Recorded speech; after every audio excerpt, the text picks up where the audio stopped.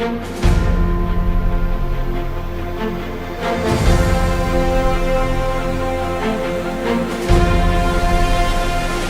Updates. CM Sai की अध्यक्षता में आयोजित हुई कैबिनेट बैठक, प्रदेश हित में लिए गए महत्वपूर्ण फैसले। सीएम साय ने पखांजूर में 254 करोड़ से अधिक के विकास कार्यों का किया लोकार्पण एवं शिलान्यास, जनभावनाओं के अनुरूप की महत्वपूर्ण घोषणाएं। सीएम साय ने रायपुर के आईएसबीटी भाटा गांव में निर्मित कोवर्किंग स्पेस और इनोवेशन सेंटर का किया लोकार्पण। खबरें विस्तार से। मुख्यमंत्री श्री विष्णुदेव साय की अध्यक्षता में मंत्रालय महानदी भवन में आयोजित कैबिनेट की बैठक में अनेक महत्वपूर्ण निर्णय लिए गए। मंत्रिपरिषद द्वारा द्वितीय अनुपूरक अनुमान वर्ष 2024-25 का विधानसभा में छत्तीसगढ़ विनियोग विधेयक 2024 के प्रारूप का अनुमोदन किया गया। मंत्रिपरिषद ने खरीफ विपणन वर्ष 2024-25 में कस्टम मिलिंग हेतु फोर्टिफाइड राइस कर्नेल की व्यवस्था के संबंध में फोर्टिफाइड चावल जमा की आवश्यकता को ध्यान में रखते हुए छत्तीसगढ़ राज्य सहकारी विपणन संघ द्वारा एनईएमएल के माध्यम से दर का निर्धारण पश्चात आपूर्ति प्रारंभ होने तक गत खरीफ विपणन वर्ष 2023-24 अनुसार मिलरों द्वारा एफआरके निर्माताओं से भारत सरकार द्वारा निर्धारित दर के अधीन फोर्टिफाइड राइस कर्नेल क्रय कर फोर्टिफाइड चावल जमा किए जाने की अनुमति दी है। खरीफ विपणन वर्ष 2024-25 में समर्थन मूल्य पर उपार्जित धान की कस्टम मिलिंग प्रोत्साहन राशि 80 रुपए करने का निर्णय लिया गया। खरीफ विपणन वर्ष 2023-24 में राइस मिलों को लंबित प्रोत्साहन राशि की प्रथम किस्त प्रदान किए जाने का निर्णय लिया गया। मंत्रिपरिषद ने प्रदेश के अनुसूचित जनजाति वर्ग के युवाओं के छत्तीसगढ़ पुलिस में भर्ती के लिए महत्वपूर्ण निर्णय लेते हुए उम्मीदवारों के लिए ऊंचाई और सीना के निर्धारण मापदंड में एक बार के लिए छूट प्रदान करने का निर्णय लिया गया, जिसके तहत छत्तीसगढ़ पुलिस में सूबेदार, उप निरीक्षक, संवर्ग, प्लाटून कमांडर की सीधी भर्ती प्रक्रिया वर्ष 2024 में निर्धारित न्यूनतम ऊंचाई 163 सेंटीमीटर तथा सीना बिना फुलाए 78 सेंटीमीटर एवं फुलाने पर 83 सेंटीमीटर केवल अनुसूचित जनजाति वर्ग के पुरुष अभ्यर्थियों के लिए केवल एक बार के लिए छूट देने का निर्णय लिया गया। खरीफ विपणन वर्ष 2024-25 में समर्थन मूल्य पर उपार्जित अतिशेष धान के निराकरण के संबंध में गहन विचार विमर्श किया गया। कैबिनेट ने खरीफ सीजन में उपार्जित 100% धान की कस्टम मिलिंग उसी खरीफ सीजन में पूरा कर जमा कराने तथा इस साल के अतिशेष धान का चावल केंद्रीय पूल के अंतर्गत भारतीय खाद्य निगम में सितंबर 2025 तक उपार्जित किए जाने के लिए लक्ष्य वृद्धि हेतु प्रस्ताव धान खरीदी समाप्त होते ही भारत सरकार को पुनः भेजे जाने के संबंध में चर्चा की गई तथा अतिशेष धान का निराकरण नीलामी से करने की अनुमति दी गई।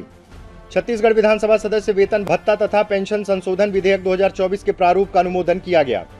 छत्तीसगढ़ राज्य में डेयरी उद्यमिता को प्रोत्साहन देने एवं दुग्ध संकलन तथा प्रसंस्करण में वृद्धि हेतु राष्ट्रीय डेयरी विकास बोर्ड के साथ एमओयू करने का निर्णय लिया गया। इससे नवीन तकनीकी के उपयोग के साथ ही दुग्ध महासंघ के प्रसंस्करण क्षमता में वृद्धि होगी। अनुसूचित क्षेत्रों में दुधारू पशु उत्प्रेरक से रोजगार में वृद्धि के साथ ही दुग्ध उत्पादन की लागत कम होती तथा दुग्ध उत्पादकता में वृद्धि के साथ ही प्रदेश के दुग्ध उत्पादक कृषकों के दुग्ध विक्रय के लिए सुदृढ़ व्यवस्था स्थापित हो सकेगी।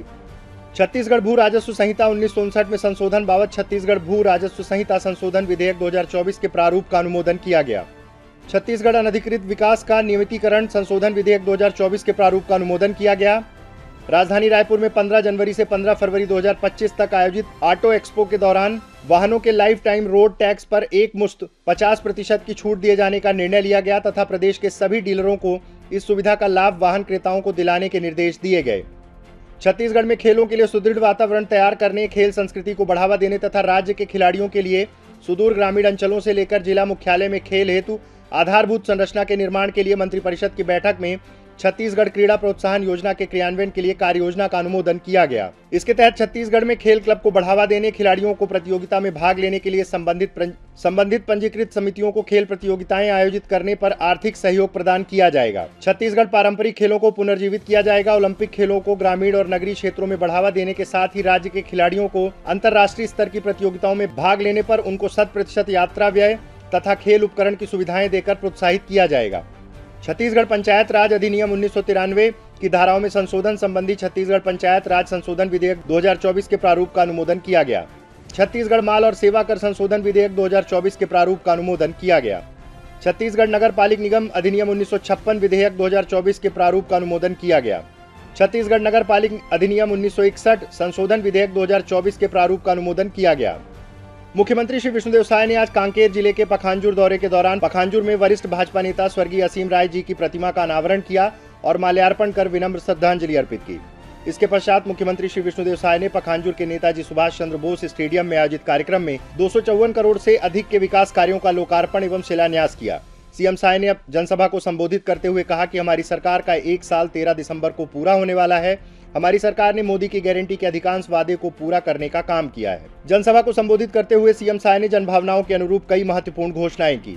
मायापुर सड़क जो महाराष्ट्र सीमा तक है, तो इसके लिए हम 8 करोड़ 78 लाख रुपए की घोषणा करते हैं। और नगर पंचायत में खेल परिसर बने, इसके लिए 2 करोड़ की घोषणा करते हैं। हम लोग हमारे जो प्रतियोगिता में बैठते हैं बेटा बेटी, उनके लिए नालंदा परिसर 22 जिले में खोलने का इस बजट में प्रावधान किए हैं। तो उस तर्ज पर एक यहाँ पर लाइब्रेरी की भी स्थापना होगी, उसकी भी हम घोषणा करते हैं, ताकि हमारे यहाँ के जो प्रतिभावान बेटा बेटी हैं उनको आगे प्रतियोगी परीक्षा में तैयारी के लिए उनको स्टडी मटेरियल वहां से मिलेगा। उसी तरह से एक सिविल अस्पताल पंखाजुर में जो परिजन आते हैं उनको ठहरने के लिए एक उनके लिए भी एक व्यवस्था देना है, उसके लिए भी मैं 30 लाख रुपए की घोषणा करता हूं।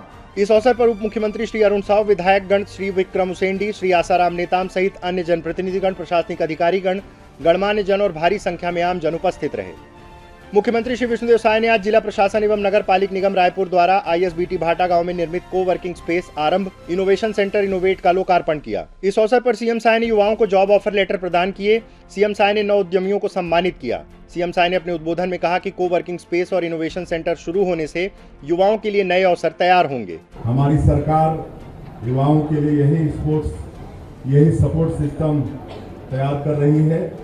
स्टार्टअप के लिए एक ऑफिस चाहिए, फर्नीचर चाहिए, एक अच्छा लोकेशन चाहिए, कंप्यूटर्स चाहिए, वाईफाई चाहिए, लेकिन इतने सब कुछ के लिए जो बजट लगता है वो भी सभी उद्यमों के बस की बात नहीं होती है। कोवर्किंग एंड इनोवेशन सेंटर के रूप में हम यही ऑफिस स्पेस उन्हें उपलब्ध कराना चाहते हैं। 48 लाख रुपए की लागत से जयस्तंभ चौक के मल्टी लेवल पार्किंग सेंटर में आरंभ, स्टार्टअप कोवर्किंग सेंटर तथा 1 करोड़ रुपए की लागत से अंतर्राज्यीय बस टर्मिनल में इनोवेशन सेंटर तैयार किया गया है। यहाँ स्टार्टअप उद्यमों को काम करने के लिए ऑफिस मिल जाएगा, प्राइवेट केबिन होंगे, कंप्यूटर मिल जाएंगे और फर्नीचर उपलब्ध होगा, कैफेटेरिया होगा, प्रेजेंटेशन के लिए ऑडिटोरियम होगा। उन्हें केवल अपने आइडिया पर काम करना होगा। क्योंकि कोवर्किंग सेंटर होगा तो अन्य स्टार्टअप कंपनियां भी यहाँ ऑपरेट करेंगी।